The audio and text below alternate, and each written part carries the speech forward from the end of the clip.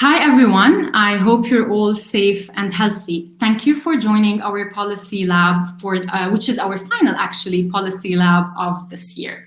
Since the late 19th century, tourism has been critical to the Zionist enterprise and its settler colonial project in Palestine. The tourism sector has been a major tool used by Israel to construct a new narrative and ensure a certain projection of Palestine that fits with Israel's narrative. More recently, as Israel has vowed to annex the Jordan Valley and parts of the West Bank, settlement tourism has become an important and strategic industry that serves Israel's annexation project. Israel has thus increased its funding for promoting tourism in illegal settlements in the West Bank. So what role has tourism played in Israel's settler colonial project, historically and at the present? How has it affected Palestinians' self-determination, and which alternatives exist for those who wish to visit Palestine ethically? To discuss these questions, we are very pleased to have with us today Halah, Ahmad, and Marya Farah. Halah served as Al-Shabaka's policy fellow in the US and currently leads policy and public relations work at the Jain Family Institute, which is an applied social science research institute in New York. And Marya is a US licensed attorney who focuses on international human rights and advocacy. And I am Noor Arafeh. I will be facilitating this policy lab today.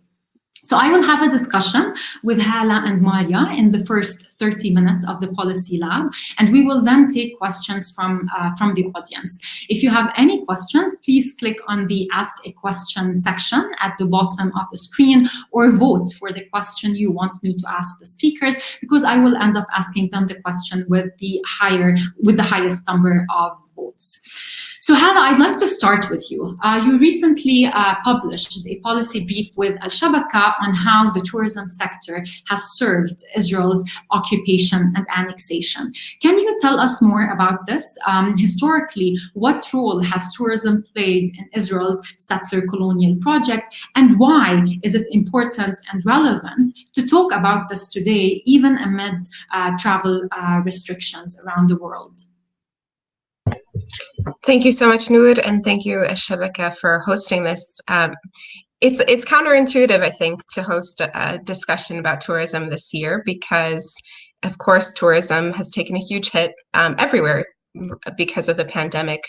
But nonetheless, it's important to note that as Israel has made massive gains when it comes to the US's position on illegal settlements in the West Bank, and in many ways has been on super speed since 2016 and the beginning of the Trump administration in terms of settlement expansion, it has been coupled with this emphasis on tourism. And this has a long-standing history from the first Zionist settlement in Palestine. It's critical in particular because the role of tourism is both for Israelis and in the early days, the early settlers, and particularly a global audience to legitimize the case for Israeli settlement and land theft, and to obscure the notion of Palestinian belonging and Palestinian displacement that undergirds that settlement and the establishment of the state. So, historically, we saw that right at the beginning that there was the Tourist Development Association of Palestine, at the time acknowledging the existence of Palestine, which later was a narrative that was erased as well in terms of official positions from many Israeli officials, namely, of course, Golda Meir, the most famous example of that, Israel's first female prime minister. But Ben-Gurion himself, the first prime minister of Israel, particularly emphasized this idea to Zionist settlers and to the international community that these Jewish settlers would bring to Palestine modern cultural, scientific, and technical knowledge, and that they would make the wilderness bloom. Of course, he benefited particularly from Orientalist views of the Middle East and of Arabs in general, and perpetuated those notions through these institutions, including the Tourist Development Association of Palestine, which produced iconography and a variety of tools, and invested, in fact, even in the early settlement in the early 1900s in hotels and sites of touristic destinations to continue to advance these ideas. Now, I want to bring us into the present a little bit, because we'll talk a little bit more, I think, about the historic examples, hopefully in this session. But I would say, as I mentioned, from 2016, when the Trump administration entered the White House, Israel saw it as a good sign. And as a result of that, approved right away $20 million in settlement funding, then 2016. And both Netanyahu and, at the time, the Minister of Tourism said that actually touristic sites and hotels were the primary targets of those funds. So you can see that this emphasis on expanding the settlements and this emphasis on tourism have gone hand in hand. And the reasons for that are multiple, particularly around the normalization of the settlements and for an international audience, but also, I think, historically for Israelis themselves, to see a sense of continuous belonging, particularly development of biblical sites, and archaeology as a national hobby. But moving into the present a little bit, because I know we'll get into some historic examples in a little bit in this session. In 2020, we saw the highest spending in a decade this year on West Bank settlements, and that was at the scale of $110 million. And again, these were a huge emphasis of these funds, according to Defense Minister Naftali Bennett, was the construction of national parks, nature reserves, of course, on Palestinian land. There's a real threat, particularly for tourism within the West Bank for Palestinians economically, because of the potential for economic development of touristic sites if they had access to those cultural resources. And of course, the development of the tourist industry within the settlements and occupied territories relies on the military suppression of Palestinians, in addition to this economic suppression. So even as tourism itself has been sort of at a standstill this year, the investments in that industry have continued. And while many, many groups have actually emphasized this issue of settlement tourism and the complicity of various businesses in the settlement tourism industry and the theft of Palestinian land, civil society groups will want to be particularly aware and ready for the coming year, as really Israel has only geared up in terms of the emphasis on tourism as a tool, a political tool for legitimizing the settlement industry, and the theft of Palestinian land, the normalization of the occupation of the West Bank, and really the apartheid system that governs occupied Palestine. So it plays all of these roles, and I think it'll be important for us to take note for the coming year. Thank you so much, Halah. So, Marya, Jerusalem has been of strategic importance for Israel. How has Israel specifically used the tourism industry to advance its settler colonial project in Jerusalem? Thanks, Noor. I guess also just building off of what Halah was mentioning regarding investments, it's important to note that every year we've seen an increase in tourism generally. So in 2019, Israel reported around 4.5 million tourists, with Jerusalem being the most popular destination for overnight stays. So the money is not just being invested, but it's being generated by all of these tourists that are coming in. And kind of going more towards your question regarding Israel's project towards Jerusalem there, I mean, it's really kind of difficult in some ways to know where to start, because there's just so many policies and practices that are interlinked and that overlap in regards to the targeting of Jerusalem. But maybe in terms of tying them together, in terms of tourism, are maybe the overarching themes of what people are seeing and where they're visiting, which is related to land use and planning. So this would be tourism sites and the profits that these sites generate, and One resource I would like to highlight is yours regarding Jerusalem Master Plan from a couple of years ago. I think that that's really informative. And then the other overarching theme, I would say, is who people are seeing or how they're encountering people, which relates to the issue of demographics and transfer of populations.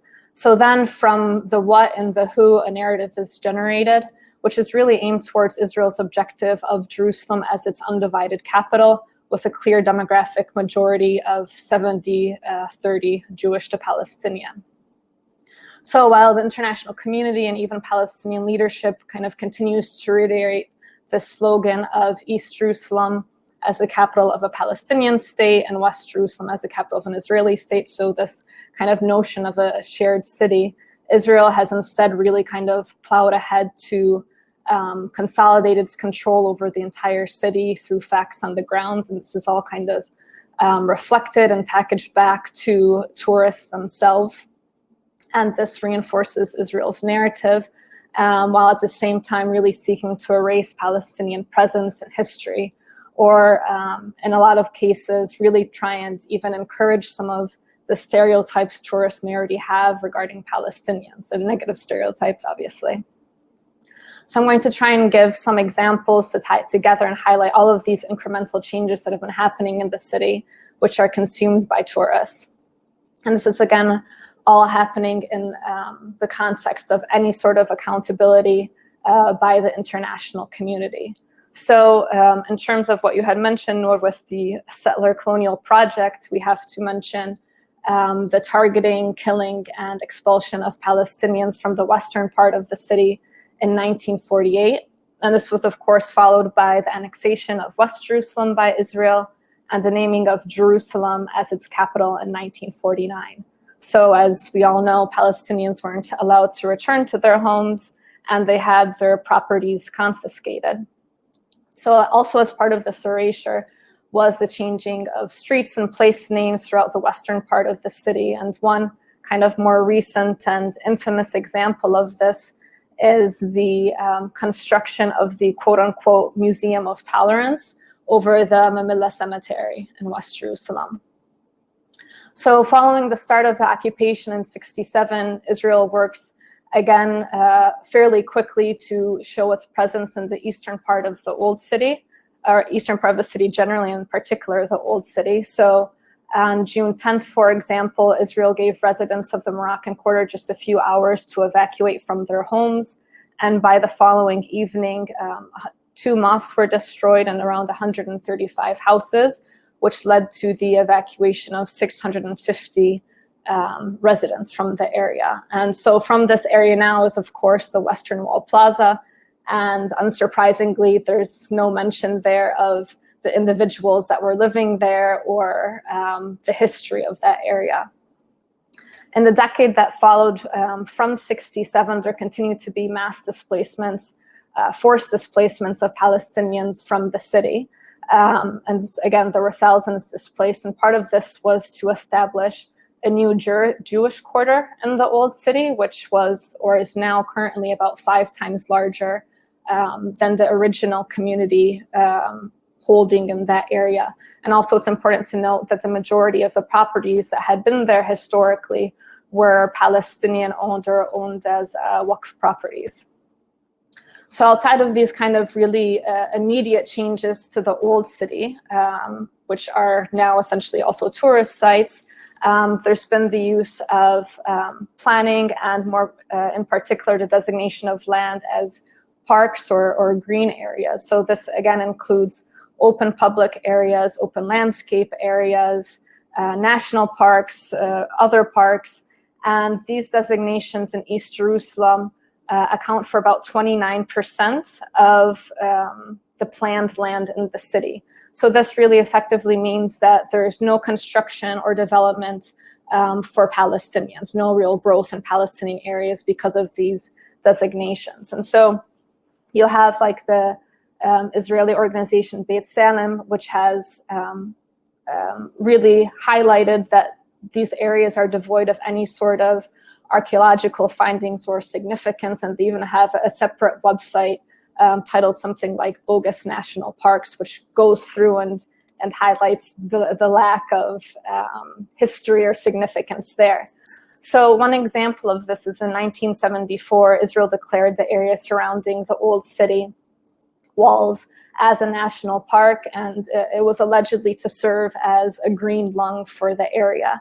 So the Jerusalem Walls or City of David National Park is now approximately 271 acres and encompasses much also of the Palestinian neighborhood of Silwan, and now includes also the settlement tourist site of the City of David.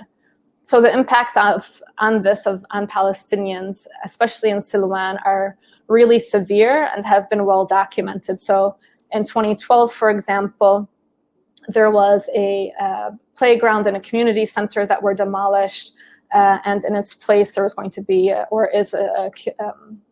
tourist site for the City of David, or a tourist kind of visitor center there. And demolitions and threats of demolitions in Silwan are ongoing.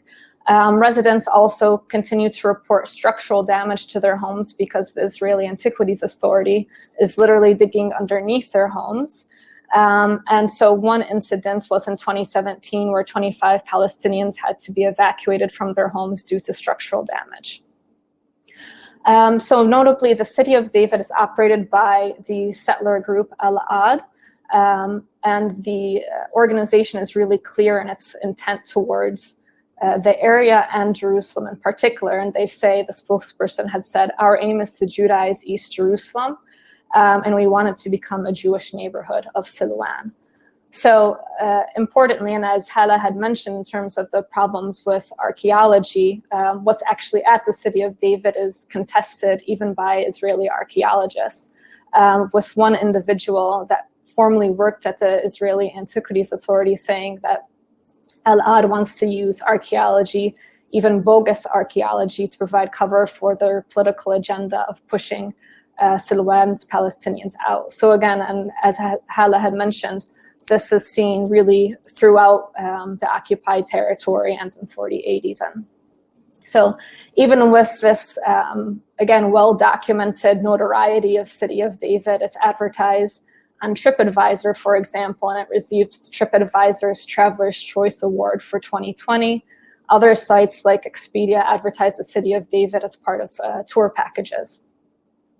So also in relation to the Jerusalem Walls Park, Israel has used control of the area to install military towers in front of Damascus Gate, both on either sides of the steps and also towards the entrance. The towers have obviously militarized the area, and the Israeli occupying forces there obviously use their presence to regularly harass Palestinians. In one interview that I did semi-recently, one of the shopkeepers had called the towers the second siege of Jerusalem, with the first being the annexation wall, which prevents Palestinians from entering the city. So again, these kind of examples come alongside a slew of other measures by Israel, which includes the closure of Palestinian cultural, social, and political institutions in Jerusalem. Since 1967, there's been around 120. Harassment by shopkeepers in the Old City and outside of the Old City by municipal authorities, the requirements of licenses for tour guides from the Israeli Ministry of Tourism, and penalties if tour guides deviate from this official Zionist narrative. Repeated kind of statements by shopkeepers saying that Israeli tour guides effectively deter tour groups from shopping in Palestinian stores, and more generally kind of the limitations on Palestinians for building. So in 1967, there were reportedly around 41 hotels in East Jerusalem, and now because of different policies, there are 26. And this is obviously going to also decrease because of the judgment by the Israeli court giving two prominent properties that were owned by the Greek Orthodox Church that were sold in the Jaffa Gate area to a settler group. So you really have kind of layer after layer of policies and practices that fortify Israel's control of the city and really reaffirm or attempt to reaffirm this narrative of Jerusalem as a Jewish undivided capital for the state, and also establish an environment where Palestinians are really subject to coercion, whether that's in their homes or in their businesses. So I guess to maybe end with a really quick example and tying some of this stuff together again with the themes that I had mentioned on the what and the who of the city, like what people are seeing and who or how they're encountering individuals. So if you're just kind of an average tourist that's coming to the city and you try to find a hotel on one of these travel sites like Booking or Expedia, city center is labeled as West Jerusalem. So that kind of starts you off prioritizing Israeli businesses, shopping, entertainment, restaurants. And then you question, how is this defined as city center when you have bus stations for Palestinians across from Damascus Gate, and in that area also shopping and restaurant and entertainment options in the eastern part of the city. And then from there, you're staying in city center, quote unquote, in West Jerusalem. The main gate by the Israeli ministry is defined as Jaffa Gate, where from there, if you enter Jaffa Gate, which again will be transformed because of these sales to the settler organizations, you can really essentially skip over most of the Palestinian suq, and especially the Muslim quarter, seeing the historical sites, but really failing to see or experience Palestinian areas. So this is something that's happened kind of, and I won't take up too much more time, throughout the city. And it's been raised again with this issue of the cable car in terms of how tourists will be able to enter the city and really skip over Palestinian areas. Mm-hmm. Thank you so much, Marya, for all the examples that actually show us how Israel has been trying to remanufacture Jerusalem as a Jewish city and has been using the tourism sector to do that. Halah, the role of tourism in advancing Israel's settler colonial project has been clearly articulated through religious tours in Palestine. My question is, how does religious tourism in historic Palestine serve Israel's project and aspirations, and what impact does it have on Palestinians? Thank you for that question. And Marya, these are such great examples. And you touched on several to answer to this question directly in Jerusalem, which is, of course, one of the most popular sites for the over 4 million tourists that come to visit Israel and Palestine every year. Jerusalem is a key one. And in particular, there are some core myths, I think, that undergird a lot of the emphasis on tourism within the Israeli state building project. One of the myths is this idea of that we've talked about, of Israel as a more advanced state, as a more tolerant state, as in many ways a more Western state in an Orientalist view of Palestinians and the Arab world.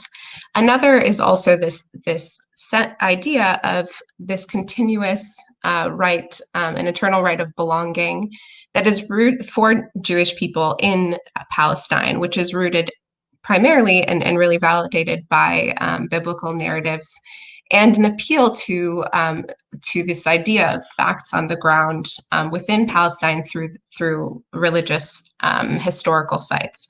And as Marya mentioned, there are several sites that are commonly visited on itineraries for religious tourists that are problematic from an archaeological standpoint, but in addition, which have purposefully skirted over Islamic histories and Palestinian histories.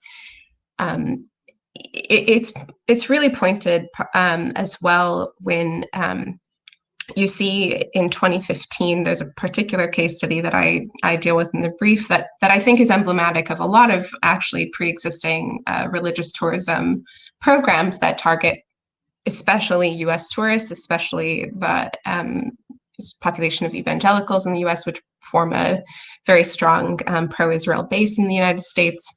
And this case study is actually another campus program similar to what's offered in terms of birthright, and a lot of people are familiar with campaigns against that. And it's called the Passages Trip. And the Passages Trip was founded, again, right at the turn of the Trump administration coming into office. And it was really conceived of as by Ron Dermer, the Israeli ambassador to the U.S. And in fact, at its launch, it was attended by the current Israeli ambassador and several former U.S. ambassadors to Israel. So explicit government connections between this particular trip and the Israeli government. And the goal of this trip in particular is explicitly to build a connection between Christians in the United States and Israel as a modern state and as part of a historic religious Christian identity.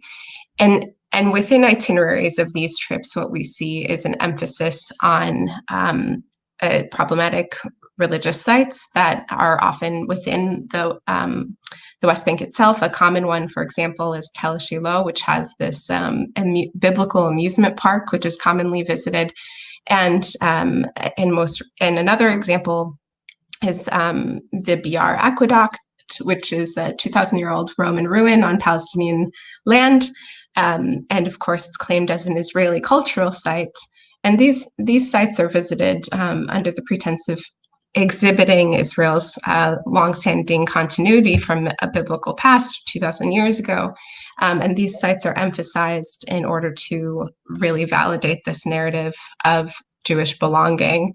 And in fact, of course, they require the suppression of Palestinian access to those sites and development of those sites themselves. In the case, for example, of the Biar Aqueduct, but in several other examples. And they rely on skirting over the narrative that these sites are, in many cases, built on stolen Palestinian land, in fact, even private land.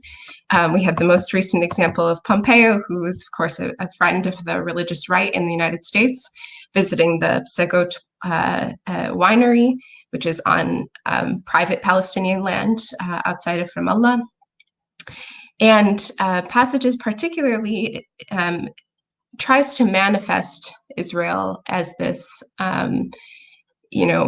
providentially advanced state, which of course relies on the suppression of Palestinians in order to actually develop these industries so successfully. It relies on Palestinians not having the self-determination to develop these sites. In fact, you also see these tourists, and now they have 7,000 alumni from this this campus-based trip. They visit the Golan Heights, which of course is a notoriously controversial site, Syrian land, which Israel has declared annexed.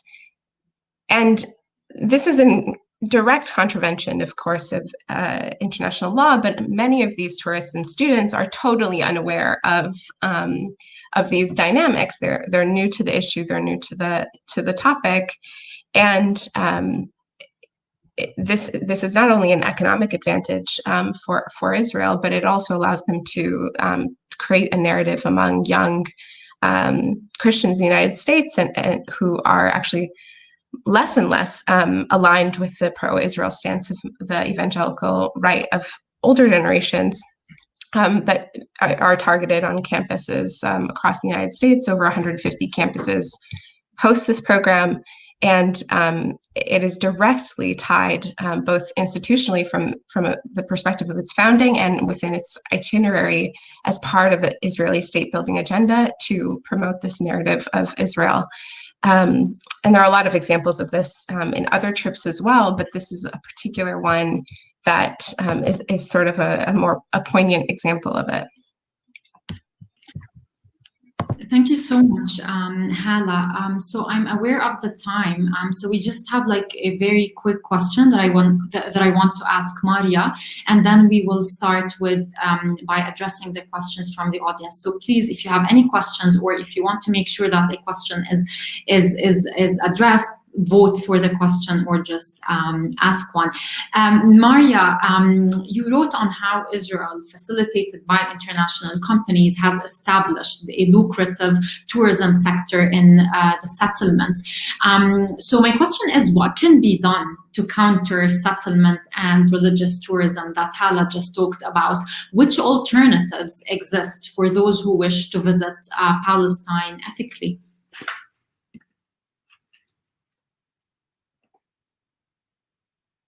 You're muted. Yeah.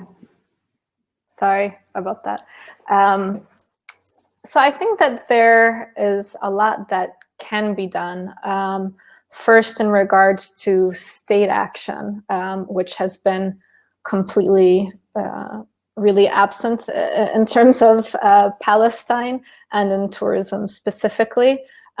So, for example, states could really try and ensure that settlement products that are linked with tourism are accurately labeled or banned, which would be in line with their obligations under international law. So we have something like Ahava, the cosmetics company, which is often found on these package tours for day trips to the Dead Sea. So individuals maybe go to Qumran, then they go to the Dead Sea and Ahava, and these are all Israeli-controlled settlement sites. And so we have Ahava products that are also being sold in the US and other domestic markets. And these revenues, of course, go back in. So states very easily should be, at a minimum, again, labeling, if not banning. You have other instances where some states have at least tried to inform tourists of where they're going. So you have some cases in the UK where the Advertising Standards Authority had said that a map that the Israeli Ministry of Tourism was inaccurate because they were including Gaza, essentially, and passing it off as part of Israel. So you have a lot of these kind of more regulatory actions that have been taken, but obviously many more should be taken. And I think in regards to your question on businesses, it's a huge topic, and we've really seen a lack of really any action by companies. The best we've seen are bookings, for example, or Expedia, I believe Expedia, which label some sites as, let's say, Kalia, Israeli settlement, occupied Palestinian territory. So they're still being marketed on the site, but they do say that it's a settlement. Other companies like Airbnb would put these sites just as being in Israel. So again, they really shouldn't be advertised if these sites were trying to fulfill their responsibilities and limit adverse human rights impacts. But there have also been campaigns against these companies and different initiatives. I guess also, and just to try and wrap it up because of time, one thing that I would like to know is in regards to churches, and there's a big role I think that can be played. Halah had mentioned religious tourism in particular and some of those issues. In 2018, we saw that Israel had tried to tax churches. And so the churches got together and closed the Holy Sepulchre for a couple of days, and that issue was reversed. But instead, in other areas, we really see a lack of any sort of movement by the churches throughout Mandate Palestine. And instead, as I had mentioned, we often see the sale of properties, a lot of which were endowed by Palestinians for safekeeping, that are then being sold to either the state or to settler groups.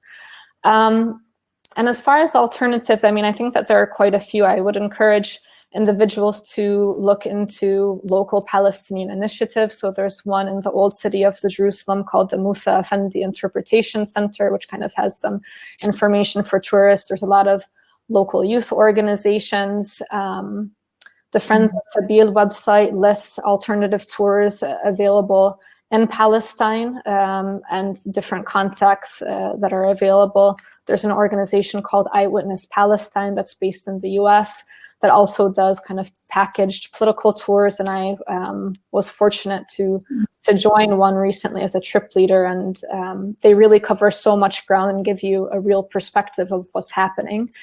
And just more generally, I mean, I think people should be doing their homework, and this information is out there. It's out there even by the Israeli Ministry of Foreign Affairs or Tourism, where in regards to a specific site on their website, they say, it may be this or it may be that, we don't know, but it's something about the Bible, basically. You know, there are ways for people to read and question things for themselves, like City of David. Again, it's really notorious, but people are still going there. So just to ask people to be responsible and respectful, and they don't even need to you know, do something more formal with a company if they're unable to.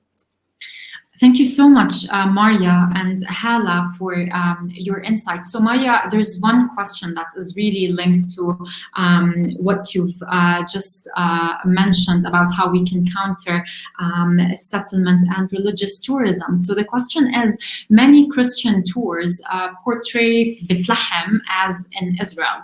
Are there any legal challenges to tour companies for false advertising in their literature and websites when they portray holy sites in East Jerusalem or Bethlehem as being in Israel? You know, I mean, I think going back to the UK example, there are other examples that had been mentioned specifically through the advertising authority there, and they were brought by Palestinian activists. So I think, and again, we've seen this in other instances in terms of, like Halah had mentioned, the Pisgot winery. There was a challenge in Canada regarding labeling. So I would say for individuals that are able and interested to contact these authorities and say, you know, this is misleading, it's false information, and it should be changed at a minimum. Thank you, Marya. Halah, there are like two questions about Jerusalem. So I'll just ask you both questions at the same time. Does the PA have any authority over East Jerusalem in terms of like its ability to promote the tourism sector there? And does Israel actively undermine Christian historic and touristic sites in Jerusalem? I can start, and Marya, I know you can chime in as well. So this is a really important question. In fact, I want to point to a recent brief by Yara Hawari on this topic on Al-Shabaka's site, because it gives a lot more detail about this. But historically, the PA was able to operate within East Jerusalem and have administrative bases. But in recent history, any attempts at developing certain areas, developing touristic sites or administrative centers has been denied, and that's through, of course, various permitting authorities that Israel wields really illegally over those territories. So the answer is no. In short, Israel has blocked the development of those industries within East Jerusalem in a very purposeful way, in multiple overlapping ways to isolate East Jerusalem as well from the West Bank, and to sort of erase any claims to East Jerusalem as a capital in the long term by erasing any facts on the ground that would provide evidence otherwise. Thank you, Halah. And Marya, maybe you can jump in. Do you think Israel, is it actively undermining Christian historic and touristic sites in Jerusalem? And speaking also, because like it's the same, we have several questions about Jerusalem. Has U.S. evangelical tourism seen a significant increase under the Trump administration?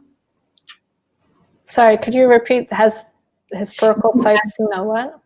And the second question? The second question is, has U.S. evangelical tourism in occupied Jerusalem, has it seen a significant increase under the Trump administration? Okay.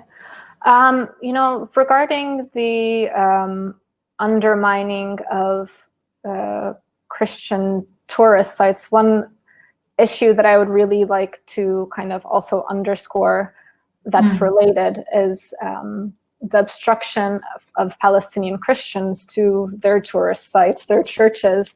And this is happening especially in Jerusalem. So you had the case, I believe, last year of Palestinian Christians from Gaza that had tried to apply to go to the Holy Sepulchre for Easter, and they were given a permit to go to Jordan, which obviously has no bearing on anything.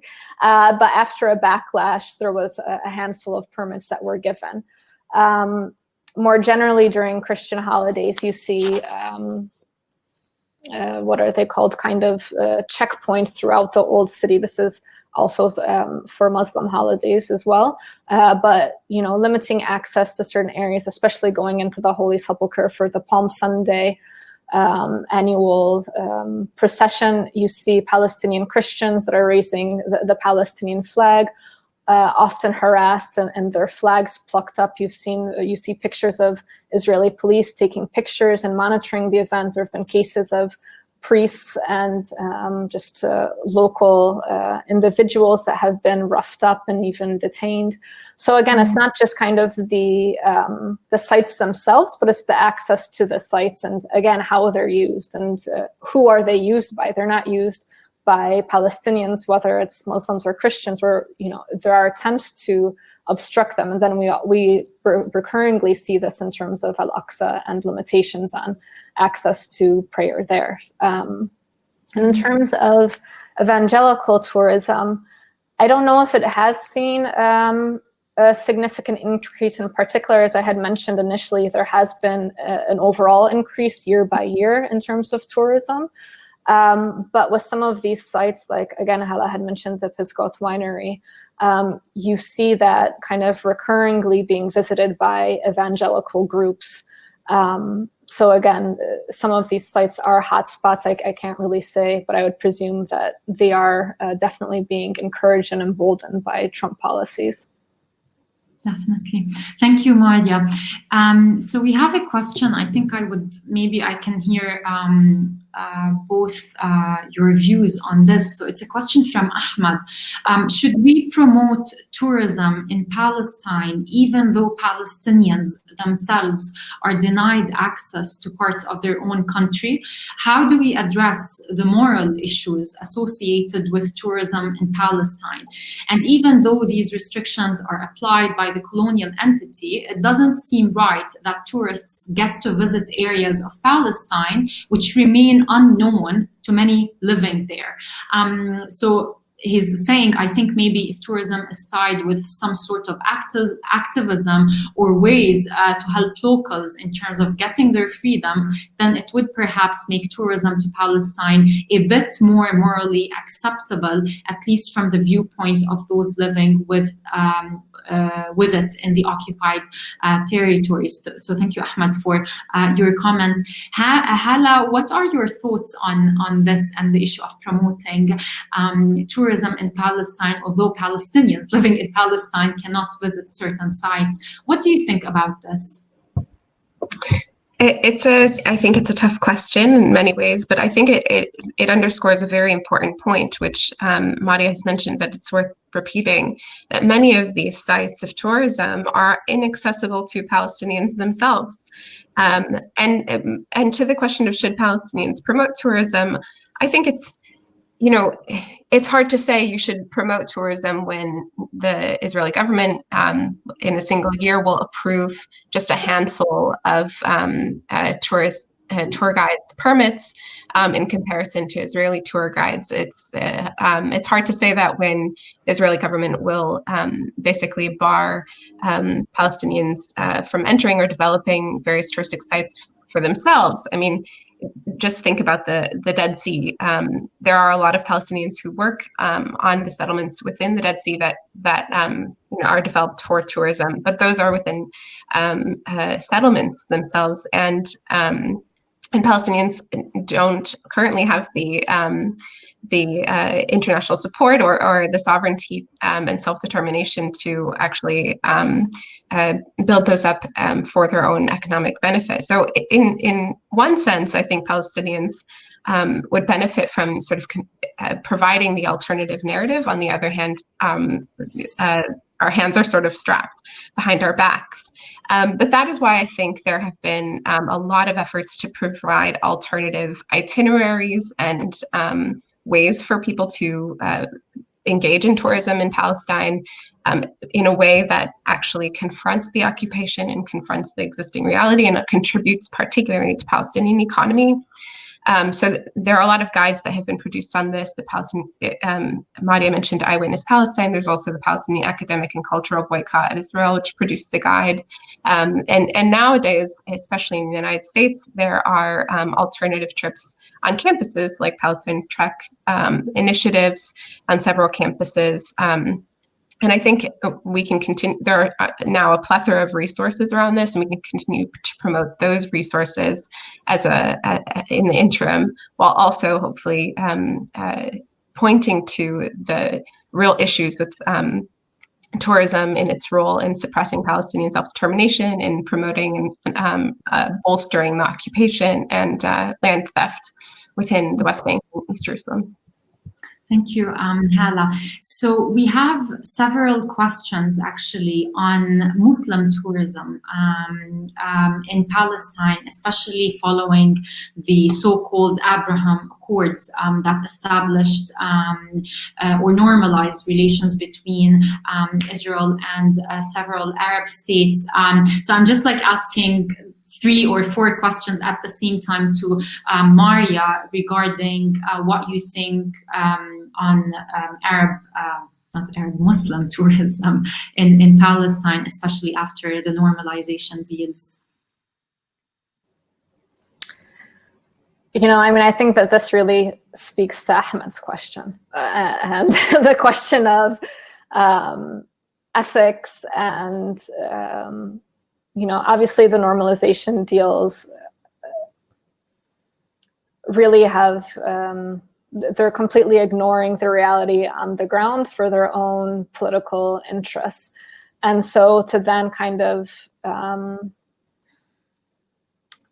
create this guise of Muslim tourism from these countries when they are, cooperating with Israel, who is the colonizing, occupying power, I think it's obviously very problematic. And I would say that it's also different, again, speaking to Ahmad's question, it is different from individuals potentially coming from another country, even though, the US is also complicit, obviously, in supporting Israel.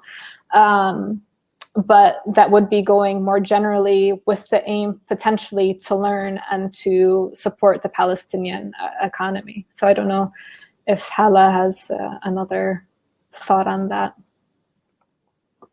Halah, any other thoughts on this? Because we have to put this to an end because we're running out of time. I would just say that in particular, as Israel is aligning itself with other powers which don't take at the forefront issues of human rights and self-determination of Palestinians, we can see that any opportunities for tourism that are promoted by these groups are of a certain flavor, and that flavor is one that really comes at the expense of Palestinians. That metaphor didn't really do its job for me, but basically, this is clarifying for where people stand and what it means to engage in tourism that is complicit with these narratives and these state powers, which are oppressive regimes. So I think that's what's really important to note about that, and this only highlights that further. Thank you, Halah. It is a difficult question, and I'm sorry we don't have enough time to really engage with it or with the other questions.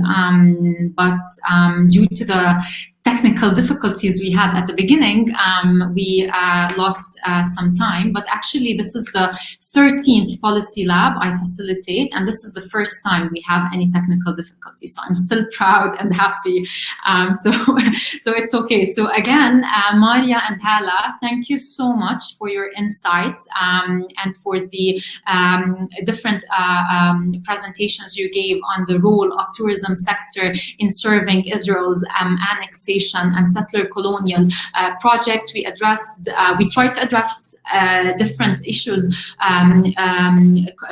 that have to do with Israel's use of the tourism sector as a political tool to control the narrative in Jerusalem and remake the city as a Jewish city and an undivided capital. Halah told us about religious tourism and settlement tourism, and she focused on the case study of the Passages Strip and how Israel is trying to create a connection between Christians and in the US and Israel, and how it has been stressing religious sites in the West Bank to validate its narrative of Jewish belonging and to further consolidate its control over Palestinian land while legitimizing land theft and dispossession. I'm aware that there are several other issues that we could have addressed, but I hope this was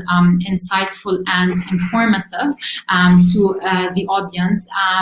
This is the last policy lab of this year, and we are currently fundraising to ensure that we can have more policy labs and other events organized by Al-Shabaka next year. So if you would like us to have more of these policy labs, please don't forget to donate if you can by clicking on the donate link or button at the in the screen and support us.